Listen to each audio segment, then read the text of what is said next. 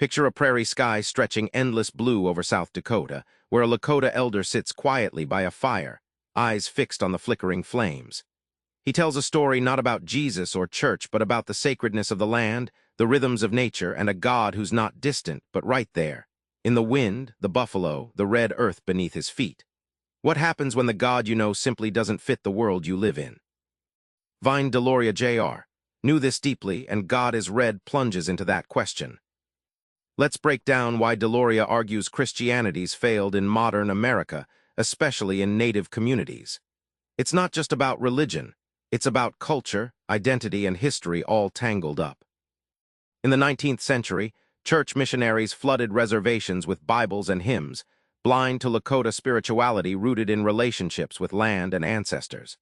For example, one missionary group in Pine Ridge tried to replace sacred ceremonies with Sunday services, missing that faith was inseparable from the buffalo hunts and the rhythm of seasons. This clash wasn't just religious, it crushed identity. Think of history like a DVD timeline. Christianity is the linear progress bar, moving from creation to apocalypse like a story with a fixed ending. Native cultures, on the other hand, experience time as a circle or spiral. Events repeat, seasons return, ancestors walk beside you right now. Trying to fit this living, cyclical time into the Christian timeline is like forcing a vinyl record into a CD player. Both play music, but the experience is fundamentally different. Christianity, Deloria shows, teaches dominion over the earth, encouraging exploitation masked as stewardship. Native religions, however, build a kinship with nature, people, animals, rivers, mountains, as relatives rather than resources. This shifts everything. Spirituality becomes a lived, daily connection, not a doctrine to follow. The payoff: when you see yourself as part of a family with the world, your values and actions change dramatically. Now, what exactly do native religions teach if not the Christian gospel? Deloria invites us into a worldview where the sacred is everywhere, and the cosmos itself is alive.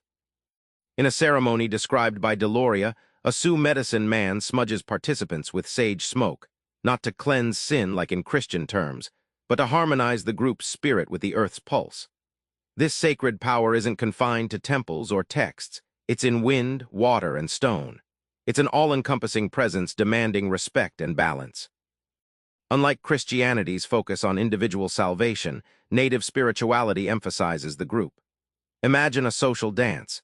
Each person's movements affect the others, creating collective harmony or discord.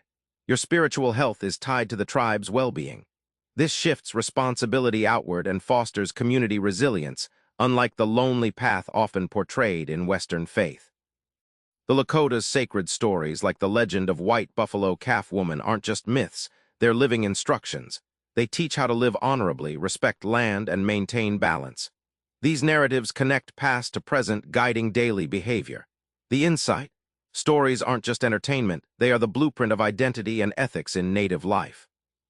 Finally, Deloria doesn't just diagnose problems.